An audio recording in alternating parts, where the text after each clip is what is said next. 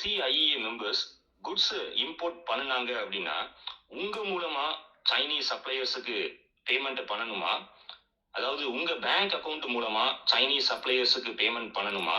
அல்லது நேரடியா Chinese manufacturers bank அக்கவுண்ட்டுக்கு payment பண்ணணுமா?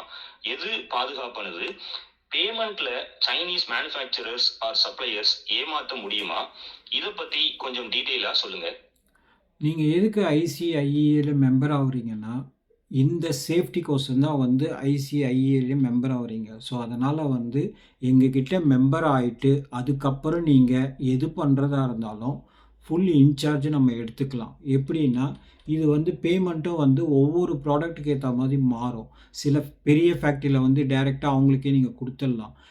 நாங்கள் பண்ணுறது வந்து இங்கே உங்களுக்கு சர்வீஸ் தான். ஸோ அதனால் வந்து உங்களுக்கு இந்த சர்வீஸ் வேணும் அப்படின்னு நீங்கள் சொன்னீங்கன்னா, அந்த சர்வீஸ் நாங்கள் பண்ணி தரப்போகிறோம். ஸோ அதனால் வந்து பணத்துக்கு குவாலிட்டி செக்குன்னு வரும்போதே என்னென்னா, நீங்கள் வாங்குகிற பொருளும் நீங்கள் கொடுத்த காசுக்கு அந்த பொருள் வருதான்னு செக் பண்ணுறது மட்டும்தான். மெம்பர் ஆகிட்டு இதெல்லாம் பண்ணிங்கன்னா 100% we take responsibility.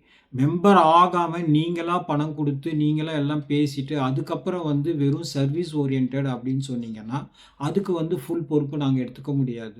From the day one அவங்கக்கிட்ட கம்யூனிகேட் பண்ணுறதுலேருந்து, இல்லை இந்த மாதிரி கம்பெனி இருக்குது, நான் அவங்கக்கிட்ட பேச போகிறேன் அப்படின்னு சொல்லிட்டு ஜாயின் பண்ணி நம்ம ஒன்றா குரூப்லேருந்து பேசி அதுக்கப்புறம் அந்த கம்பெனி ஜென்யூனிட்டி பார்த்துட்டு நீங்கள் பணம் ஃபஸ்ட்டு அட்வான்ஸ் கொடுக்கறதுக்கு முன்னாடி எங்கள் கூட இருந்து சேர்ந்து பண்ணிங்கன்னா, நாங்கள் கண்டிப்பான முறையில் ஐசிஐஏ வந்து ஃபுல்லி ரெஸ்பான்சிபிள். அதுவும் சைனாவில் எங்கள் கம்பெனி மூலமாக பண்ணுறதுக்கு சில வாய்ப்புகள் இருக்கிறதுக்கு காரணம் என்னென்னா, அது வந்து ஒரு கம்பெனியில் வாங்காமல் நீங்கள் ஒரு 5 கம்பெனியில் வாங்குறீங்கன்னும் போது மட்டும்தான் நாங்கள் எங்கள் கம்பெனி இன்வாய்ஸ்க்கே உள்ளே கொண்டு வருவோம். காரணம் என்னென்னா, அது தேவையான ஒரு விஷயம். ஒரு கம்பெனியில் வாங்கும்போது அது தேவையும் கிடையாது உங்களுக்கு. உங்களுக்கு தேவை என்னென்னா, அந்த கம்பெனியில் வாங்குகிற பொருள் தரமாக இருக்கா, குவாலிட்டி கரெக்டாக இருக்கா, நான் வாங்குகிற பொருள் அனுப்புகிறாங்களா? ஸோ அந்த சர்வீஸ் தான் நாங்கள் பண்ண போகிறோம். இப்போது ஒரு 5 கம்பெனியில் 6 கம்பெனியில் பொருள் வாங்கி அதை ஒன்றா வச்சு உங்களுக்கு அனுப்பணும் அப்படின்னும் போது தான் எங்கள் கம்பெனி உள்ளே வரப்போகுது. அந்த கம்பெனியும் வந்து ட்ரேடிங் கம்பெனி, எக்ஸ்போர்ட் இம்போர்ட் பண்ணுற கம்பெனி. ஸோ அந்த கம்பெனி ஒன்று இருக்குது. அது இல்லாமல் இன்னொன்று வந்து ஆர்கனைஸ் பண்ணலாம். ட்ரேட் ஃபேர் ஆர்கனைஸ் கம்பெனி இருக்குது. ஸோ அந்த கம்பெனிலேருந்து சர்வீஸ் ஓரியன்டட் எல்லாமே பண்ண முடியும்.